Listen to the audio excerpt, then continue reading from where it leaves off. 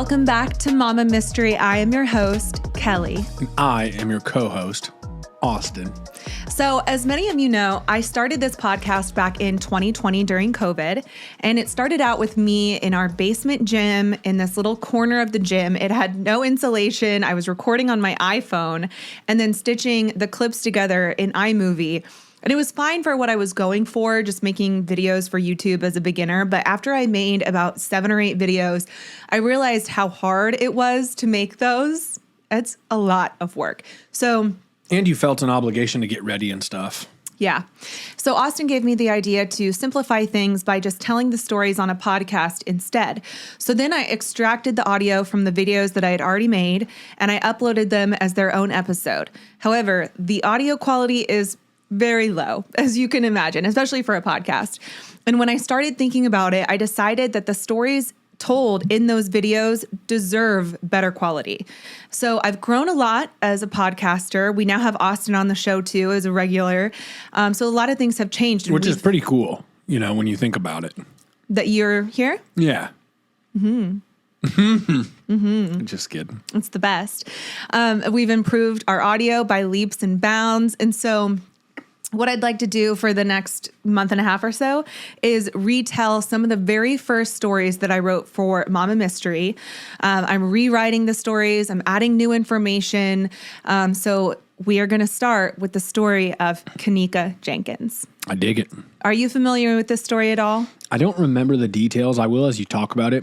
I remember whenever you did these first YouTube videos, I remember going for walks late at night and listening to the YouTube videos. And it's kind of funny to look back on that. So, yeah. But I'll remember as you get going, I'm sure. Yeah, I think you'll remember this one. It's a pretty memorable case. So, Kenneka Jenkins was born in Chicago, Illinois on May 27th, 1998. She was known for her intelligence, her responsibility, and her bright, beautiful smile. Growing up, she developed a strong and loving relationship with her mother, Teresa Martin. And in 2017, Teresa underwent surgery for breast cancer, and Kenneka became her main caregiver. Her actions during this challenging period only proved her compassionate and caring nature, her maturity, and her deep commitment to her family. So you can only imagine how hard it is to comprehend that Kenneka Jenkins' life ended when she was found dead in a hotel freezer on September 10th, 2017. I remember this. And I don't remember details. This is nuts. Yes. The details of just how she ended up there are so bizarre and almost unbelievable. Mm-hmm. So on September 8th of 2017, Kenneka was really excited because she had just landed a new job at a nursing home. So to celebrate, Kenneka told her mother, Teresa, that she was going to go out with some friends to go bowling and then go see a movie. And Kenneka borrowed her mom's car and left the house at around 11:30 p.m. that Friday night.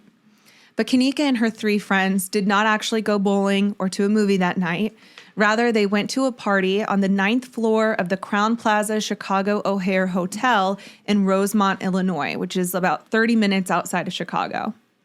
During the party, attendees were posting videos on Snapchat and Facebook Live, but one video in particular caught some people's eye, and it was a video from one of Kenneka's friends, Irene, who went on Facebook Live.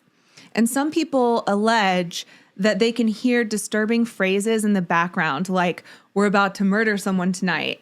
And then someone said they swore they could hear someone say that they're still raping her. What? And have you ever heard the video? I've heard the video. There was another assumption that they could hear the voice of Kenneka saying, "Help me," right before the music just gets blasted. Now, I've listened to this video. I've listened to it a few times, multiple times. I don't hear it. Any of it. And so what I think maybe was the case after the fact, there's this complex system of neurons in your brain that function together called your reticular activating system. RAS, I'm very familiar. Yes. And part of its function is to enable your brain to focus on particular stimuli while ignoring or blocking out others, right? Quick example. Yes. So if you think about red cars or you have a red car, then you drive down the road and your reticular activating system is pointing out all the red cars to you, and all of a sudden it's like, oh my God, everyone has a red car. That's how the reticular activating system works. Yes. So similarly, in this story, people watching that video by itself may not hear anything disturbing or strange, but once you hear that video was taken on a night that a girl died under bizarre circumstances, then you might rewatch that video and hear things that you didn't hear before because your brain is trying to make sense of a confusing situation. Especially when you combine it with the power of suggestion of people saying, hey, don't you hear this? Right. It's like those videos that say like, or when you look at a color and you see gray and blue, or you're going to see this and this, and you see whatever you're looking for. Like those videos that are so weird. They're like, listen closely. You may hear banana. You may hear Taco John's. Yes. And then you're like, what? And then if you listen for banana, you hear banana. But if you listen for Taco John's, you'd hear Taco John's. I mean, that's like a random, that doesn't actually exist. But there are examples like that where you're like, oh my gosh, if I really do trick my brain, I can hear both of the different phrases from the exact same audio. So when you've listened to it and you've tried to hear all those things, you don't hear any of them. I don't hear it. And you're a smart cookie. Thank you. I don't hear it. So later on in the night, the party started getting out of hand because there were a lot of people making a lot of noise. So there were several complaints made about the party going on in room 926. Around 3 a.m., Kenneka's friends were gathering their things to leave, and Kenneka stepped out into the hallway while the friends that she went with were still in the room saying goodbye, gathering their stuff. But when they stepped out into the hallway, Kenneka was not there. So they started looking around for Kenneka, but they had keys to her mom's car, and they also had Kenneka's cell phone. So they were like, well, she couldn't have left. We have her stuff. And then surveillance footage later surfaced showing Kenneka wandering through some of the hotel halls, clearly intoxicated, stumbling and swaying, at times balancing herself on the walls. Friends at the party reported that she had drank cognac, but didn't participate in any other activities like smoking, because some of the people at the party were smoking. But after about an hour of searching for Kenneka, her friends finally called her mom, Teresa, telling her they couldn't find Kenneka, so they left, which is a huge red flag. You don't leave your friend behind. Yeah, and it's like red flag as in also like, I don't know if you mean it like this, but like you look super guilty now. Right. And that's what happened. A lot of people were really suspicious of these friends, specifically Irene, because some people said in the videos that she looked like she was annoyed with Kenneka, that maybe she didn't want her there. And then the fact that Kenneka disappears and the friends left.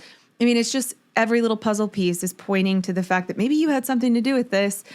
Regardless, at the end of the day, you don't leave your friend behind. A friend is not your friend if they leave you behind, period. Word. Period. And that's on period. Mm-hmm. So anyway, Teresa drove to the hotel to search for her daughter, and when she questioned her friends who were there with Kenneka that night, Teresa was not getting good vibes from them. She said that their stories changed multiple times, but she could also tell that they had been partying, so were the inconsistencies due to them being intoxicated or for more nefarious reasons? So Teresa asked the girls point blank if her daughter had been drinking, and they told her that she had just one drink. But Teresa said Kenneka did not handle alcohol very well and that one drink would be way too much for her. So Teresa went straight to the front desk of the hotel, begging to take a look at the surveillance footage to see if Kenneka was on there. But they refused to let her look, and they wouldn't go look for themselves either. They said she would have to make a missing persons report first, and that only the police were allowed to view the tapes. I don't feel like that's crazy uncommon. Like, I don't know. When I try to put myself in the shoes of the people trying to get the footage, yeah, you'd be pissed off. And like when we sit here and talk about it, it's easy to be like, what the hell? Show us the stuff. My daughter's missing or whatever. Mm-hmm. But if you think of a business, like it doesn't seem super far-fetched. I'm not saying it was the right thing. I'm just saying it doesn't seem crazy. Yeah, I guess. But like, I can only imagine how frustrating that is for your family when someone is missing. It's a person missing. You're not talking about like, oh, I think I left my cell phone somewhere. Can you check the tapes? I 100% agree with you. And I'm not saying it's like the right thing. I'm just saying that part doesn't like give me a, oh my God, red flags. Yeah. Personally. I don't understand it though, because, and I'll mention this again later, but like, you're asking to look at surveillance tapes of public areas within the hotel. Right. You're not asking to look in people's rooms. You're asking to look at the hallway footage or the lobby footage. I think it would be more like, I agree with you. It's like, what the hell? Just like we have a missing person. Yeah. I didn't forget my purse or a phone. I agree with what you're saying. Mm-hmm. I'm just saying, I bet there's a process to getting it.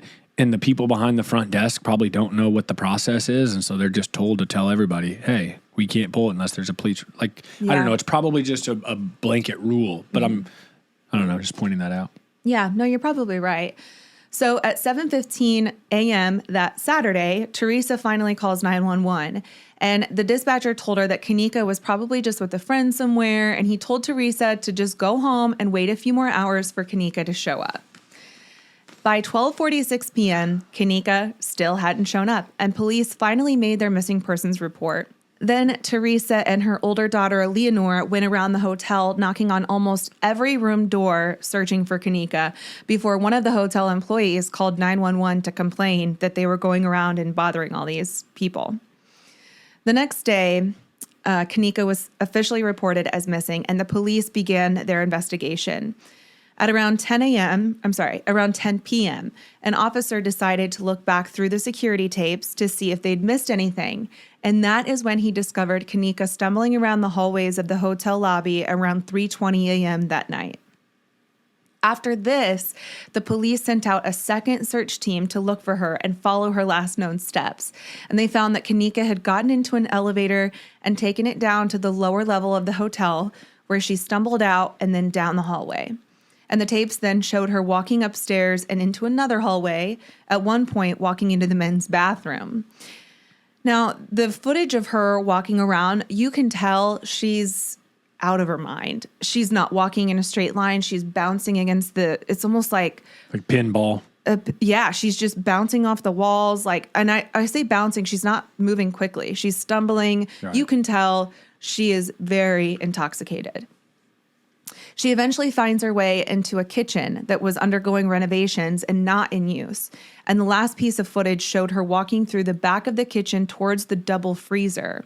Now, this freezer had a cooler in front with a second door leading to the freezer. Nobody following her on the footage or anything. I'm getting the goosebumps. Yeah, nobody was following her. Again, that was something people tried to suggest. They were, combing through the footage after the fact, and they were like, oh, look, you can see a guy in a blue hoodie right here following her. You can't. You just can't. I understand people's want to help, but she walked in by herself, and it's very obvious. Now, this freezer had a cooler in the front with a second door leading to the freezer. And the video does not show her walking into the freezer, but it's assumed that she opened the door, walked in, and then the door automatically closed behind her. Man, I got the goosebumps. So this is a walk-in cooler. Yes. And you're familiar with these because you own Lean Kitchen. You guys have these in almost every one of your locations. Right. So you're familiar that there's this system that automatically will close the door to prevent things from spoiling. Right. But once you're inside one of those coolers, it is pitch black, and she's drunk. She couldn't find, a lot of them have like an emergency escape, like door handle. A lot of them don't lock. Well, and they don't lock, but you still have to turn a handle to open the door. Potentially, yeah. And so she couldn't find it. She's in there. It's pitch black, and she's intoxicated. So while this kitchen was under renovation and not in use, the freezer was still on and running because it was being used to store extra food for this upcoming new restaurant in the hotel. And the Chicago Tribune reported that the freezer could drop to as low as 8 degrees. At 1 a.m. that Sunday, Kenneka had been missing for about 22 hours at this point, and police went into the freezer and they found Kenneka. Oh, man. She was found lying on the floor of the freezer with her head buried in the corner of the freezer, face down. Her hair was disheveled. One of her shoes had been kicked off. She was wearing ripped jeans, a cropped denim jacket, and a white bra, which was the outfit that she was seen wearing that night. The police described the condition of her body as frozen solid. Pictures of the scene of the freezer and Kenneka's remains have circulated all over the internet and just raised more questions because her jeans were filthy. She had blood and an abrasion on her bare foot. And at first glance, it appeared that this was a tragic accident, that Kenneka, who was seen on surveillance wandering around the hotel, severely inebriated, barely able to walk, likely walked into the freezer by mistake. And then the freezer door shut behind her, as these freezers are designed to do, and that once she was inside, she just couldn't find that handle. Right. I just can't even imagine how terrifying that would be to be trapped in a freezer And in my opinion, she likely tried to find her way out of the freezer and then lost her shoe in the frantic process of searching for an escape. Can you imagine how terrifying that would be if you were sober? Yeah. I mean, and you didn't know your way out. It'd be super scary. Yeah. And then, like, can you imagine how even more terrifying it would be if you were drunk? Right. So at about 4 a.m., police pulled Kenneka's mom, Teresa, into a private room to deliver the devastating news that her daughter's body was found and that she was not alive. And there is surveillance footage that shows them entering the room, and then just moments later, Teresa is seen running out of the room hysterically screaming, which is just unimaginable. I've never seen anything like that. And it just broke my heart to see a mom react to the moment that she found out her baby was gone. Mm-hmm. Unimaginable is really the only word I can even come up with. Yeah. Kenneka's autopsy was performed the same morning that she was found at about 10 a.m. And there was no trauma found on her face, her body, or her neck, with the exception of a small abrasion on her bare foot. There was no petechial hemorrhaging, which might suggest strangulation or a lack of oxygen. Her toxicology report showed that there was a presence of alcohol and a drug called Topamax, which is a medication commonly prescribed to treat epilepsy and prevent migraines, but she had never been prescribed this medication. That's weird. Is it like a party drug of some sort? I don't know. I've never heard of it as a party What's drug. it called? Topamax. Okay. And some of the side effects include dizziness, loss of coordination, confusion, and fatigue. Mixed with alcohol, it can also cause confusion, excessive sleep, and difficulty with memory or speech. Her blood alcohol content was 0.112, so almost twice the legal limit, but not enough to explain how she was so inebriated in that surveillance video. So if you search Topamax party, like I searched on Reddit, Topamax for partying, and it says there's a lot of things that say, I understand not drinking Topamax, but does it literally mean not a sip? And ultimately it says that it enhances the feelings of, it intensifies the effect of drinking. So that would make more sense. Yeah. If she already was kind of a lightweight, one drink was already too much, and then she's on this stuff for some reason, and it intensifies the effect even more. That would explain why she looked so much more drunk than what a blood alcohol content of 0.112 would produce. These all say stuff like, yeah, you don't want to drink even a sip on it.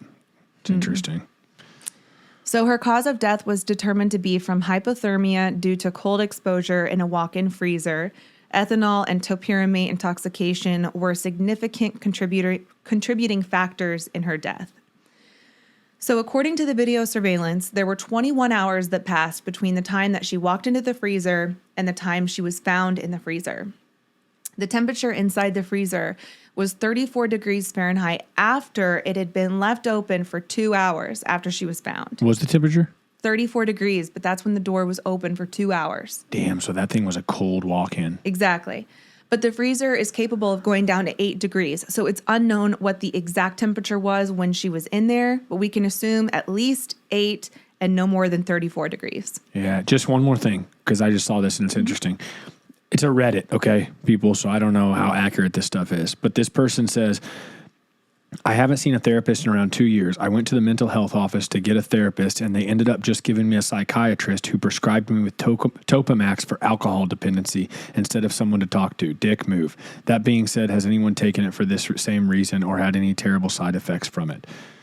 And then people go on to talk about you don't drink on Topamax. So I'm wondering, I don't know. Like, that sounds weird. I don't know anything about this drug. But this person says the heading on the thing is just got prescribed Topamax for alcohol dependency. That seems so backwards. Yeah, it's weird. So I don't know anything, but I thought that was interesting. That's interesting. So temperatures between 32 and 40 degrees can cause death in 30 to 90 minutes, depending on various factors. 32 degrees or less can cause death in as little as 15 to 45 minutes. No way. 32 degrees? 32 degrees or less can cause death in as little as 15 to 45 minutes. Now, obviously, there are factors that would contribute to this, like how you're dressed. And obviously, she wasn't dressed to be in the cold.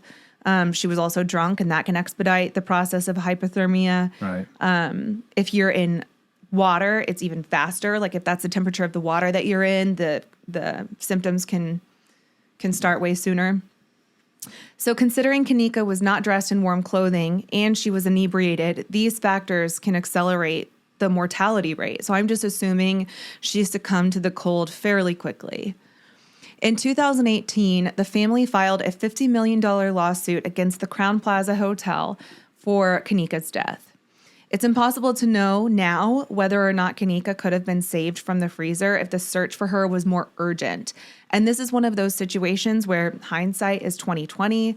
But by the time her friends even acknowledged that Kenneka was missing and brought it to her mom's attention, she'd already been missing for an hour. And according to their surveillance, she had already been in the freezer for 30 minutes at that point, because the last frame of her going into the kitchen was at 3:32, right before she walked into the freezer. By the time her mom got to the hotel to ask the front desk for help, Kenneka was missing for 2 hours and in the freezer for an hour and a half. So Potentially could have been too late already. right. But had the response to Kenneka been more urgent, it's possible she could have been found faster, and who knows, she could still be alive today. Right. But not only did her friends kind of underreact, but the hotel wasn't helpful whatsoever. The dispatcher told Teresa to wait a few hours before filing a missing persons report, and without any police involvement, they had to wait even longer to even view those tapes to see where she could have been. I honestly don't understand that rule. I don't understand why the hotel staff couldn't at the very least just view the tapes privately to see if she was spotted at all. I agree with you on that, for sure. And like I said earlier, these are public hallways, not cameras within private spaces. So I just don't understand why a missing girl wouldn't warrant at least some concern with these hotel employees. The suit claimed that the hotel was also negligent for not properly securing the renovated kitchen area and locking it off from the public. Fair. Interestingly, it also blamed the hotel for not doing anything to stop or end the party that had at least 31 people in a room that was only designed to hold 4. 4? Like it slept 4. I mean, you're supposed to have 4 people in this room, but they had shoved 31 people in this room, and there was multiple noise complaints, and the staff did nothing about it. So police also found that the credit card used to reserve the room was fraudulent and linked to a gang on Chicago's West Side. So, not What? great people. Yeah. So in October of 2023, it was reported that Kenneka's mother reached a settlement with the hotel, its security company, and the hotel's restaurant for $10 million. According to the Sun-Times, Kenneka's mom, Teresa Martin, will now receive about $3.7 million, while other family members will get $1.5 million and $1.2 million. And the settlement also includes about $3.5 million for attorney's fees and over $6,000 for Kenneka's funeral. Man, Yeah. that's a sad one. It's a unique case you've covered and a sad one. Super sad because I don't think Kenneka there was a foul bright- play, do you? I don't believe that there was foul In play. terms of like forcing her in there or anything like that. No. You know, there was also surveillance going on in that kitchen for, you know, days, weeks, months prior. And so some people were saying that someone locked the freezer or at least like turned on the lock or something prior to Kenneka going in there as if they were going to try to trap her in there.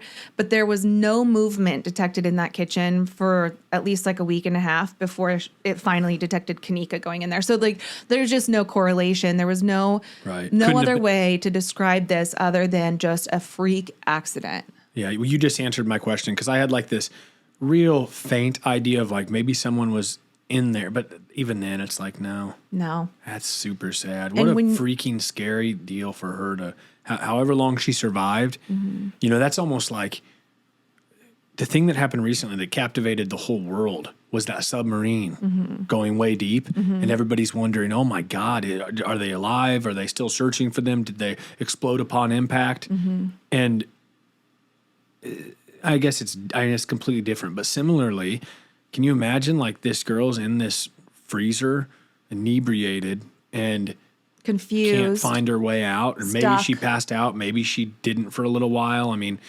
anxiety through the roof. I think the correlation you're drawing is that you hear these stories that make you think of really terrifying ways to die. No and shit. The Ocean Gate situation where, you know, these people trapped in this tiny little what do they call it? They didn't call it a submarine. I can't think of what it was called, but this essentially submarine, and they're trapped in there. They have no communication to the top. It's pitch black because they're so many meters down below the ocean surface, and there's no air conditioning. There's no toilets. Like, so you're thinking about these people being trapped, and it's like looking for a needle in a haystack. You think about how terrifying that would be.